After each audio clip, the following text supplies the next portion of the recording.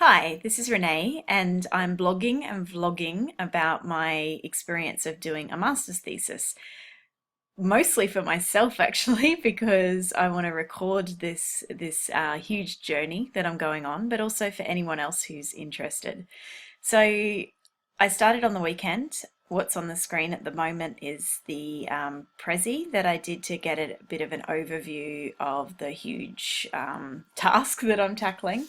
At the time, I was basing that on this thesis manual that I had, but I realized this is the 2015-16 version, and I'm a part-time student for 2 years, so I am doing it in the 16-17. So I have printed out that version today to see if there's any changes. I think there's a couple, and the way that it's laid out looks really good, so I need to have a good read through this. I am not very good at doing everything digitally, despite the fact that I love digital and social media and being online and on my computer. I find that when I'm learning, I still need paper copies of things, which I find interesting. I don't know if that's my age and that's the way that I've brought up, or that it does. I think there's some research done that it really does help the learning process. I like to be able to write on things and highlight it and pull it out in a moment when I need something. I also went to the library today and got as many books as I'm allowed to get, which is 7. And I was getting really excited. I began being quite overwhelmed on the weekend. The topics, if you look at my first blog post, that I was already narrowing in on social media, e-learning, community building, and I'm tired now. I've forgotten the other one. I need my piece of paper. Anyway, I also, it's quite embarrassing to admit actually, having a degree, a Bachelor of Business, and teaching for 2 years in a bachelor's program, I'm still not very familiar with the library and trying to pull up journal articles. For my master's so far, I've studied for over a year. We've usually been given the journal articles that we're supposed to be reading, and we're encouraged to research, but every time I've tried, I found it quite daunting to go into the library and try and find journals. And I also couldn't quite get my head around how massive the what would you call it, like market for journals is. There are thousands and thousands of journals. So I found Wikipedia pretty helpful last night when I went through just getting an overview of academic journals. I won't talk about it in great depth, but what I came out of that with is there are a lot of journals. Some of them have a higher ranking and have been around a lot more, a lot longer, and have a lot more prestige than others. There's also some that are essentially kind of a magazine format. So Harvard Business Review comes to mind. And there are others that, yeah, there's just so many of them. I also went into the library today to get an idea of what print journals are like, and I saw a couple. They're pretty boring looking things, to be honest, to pick them up. But the quality of what's written in there, particularly in the peer review journals, when you start studying at this level, is just crucial. Of course, you can pick up a stack of books and you can read articles online, but once you start researching a topic in depth, you want to know that the type of information that you're reading and that you're basing your own research on is quality information. So on my list is to learn more how to use the library. So I picked up a couple of flyers today, and I'm going to see if I can make an appointment with somebody at the library to talk me through this a bit, both for myself, but also to be able to help my students out more on that. I also have been using Google Scholar. So if I pull that up, I put it on my screen here somewhere. Google Scholar is really quite handy. So compared to the databases that you get through university libraries, just go to scholar.google.nl and you can find a lot of information and actual full PDF files. What I also found really handy was typing in things like e-learning or topics like that, and it gives you a drop-down list of different search terms that people have used. So I typed in things, oh, that was the fourth one I couldn't think of before, knowledge management. So knowledge management, I've been typing in education, social media, community, communication, and even looking into things like talent and engagement when I'm looking at applying these things to staff. Um, so yeah, there's lots of different threads going on, and on one hand, I'm good at that. I like juggling a whole stack of different information and trying to organize it, but on the other, it's quite tempting to go off in different directions. My husband, who has a PhD in a different field, he's in aerospace, so quite different, but he drew me a very pretty tree last night. I don't know if the camera will pick that up. And he was also saying you have to stay close to the trunk and not go way too far out on a branch. But I think it is good to at least pick a branch. And I said to him last night, I still feel like I'm in the forest and I don't even know which tree I want to be at the moment. But like my lecturer Bruce recommended this week as well, it was just to what I got from everything he was saying to us is just start.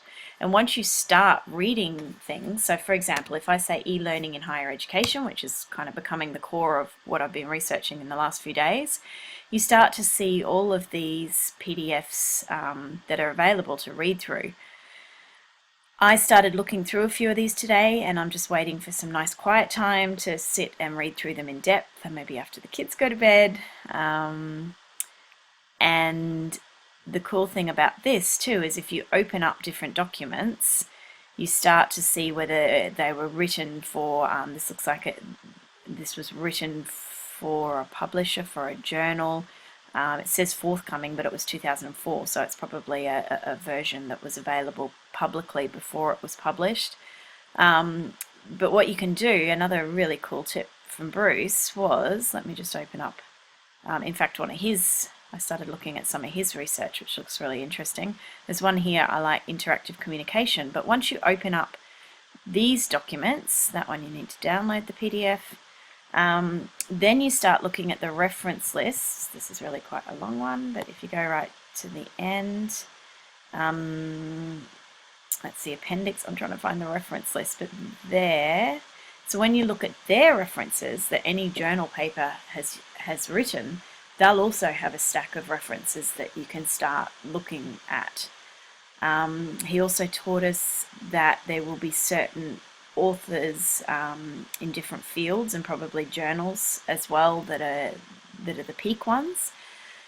So I need to start figuring out which those are in my field. So I still don't know exactly what my field is. The other thing I'm finding quite difficult to pull together is if I go into the Prezi here, hang on 2 seconds, doing it the wrong way. Remember, I like Prezi, but as you can see there, I'm losing my way a bit. Hang on 2 seconds. Edit. I want to interview people because I'm supposed to be defining a problem and then coming up with a solution and also an implementation of that. But the issue is that the people that I need to interview are really busy, so it's hard to get hold of them. And also I've got my own interests and experience, and as I talked about in my first vlog, trying to align that with the client organization, which is the university in my case. How do you kind of bring the two together? How do you figure out what I'm really passionate about studying and a problem that they have, or ideas or projects that they have for me to work on? So the way that I'm tackling that is today I just sat down with my morning coffee and threw together some topics. So I came up this morning with creating your own curriculum, the impact of the e-learning explosion on higher education. I've started putting a few subtitles in here of things that I might like to include, so capturing and sharing knowledge, comparing online and offline learning communities. I wrote an abstract, which is not really the right way around to do it, but because you need to do all the literature review first, but I was writing an abstract as though these are the things that I would be wanting to research. So I see on my timer here I've already been talking for nearly 10 minutes, and essentially I want to keep these blog posts less than 10 minutes. So it's showing that, to summarize, I'm still not quite sure exactly what I'm doing, but I'm starting to narrow it down. And doing that and picking a topic like e-learning, I started picking up books. I picked up this one on MOOCs, which is really exciting, even though I'm a few pages into it. I've got other ones about learning in organizations, blended learning in higher education, and I guess by reading these kind of things and starting to take notes, evaluating online teaching, I will get a big picture, and then I'll have to start thinking about cutting some stuff out and focusing on one part and ignoring the rest. But at the moment, yeah, e-learning and higher education, there seems to be a lot more already written on it than I realized. I thought it's a fairly new topic, which it is, but there's still at least a decade of academic writing on this exact topic, which is great. So that means I can do a literature review.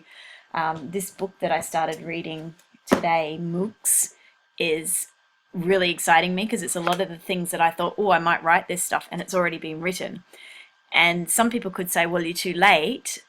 But for me, I'm actually more excited because I think, well, someone else has found this, and this is published by MIT. They have found this important enough to publish, and I can see what's already done and build on that. So anyway, I'm over my 10 minutes. That is a brainstorm of where I've been going in the last probably 2-3 days, and we'll see what happens next.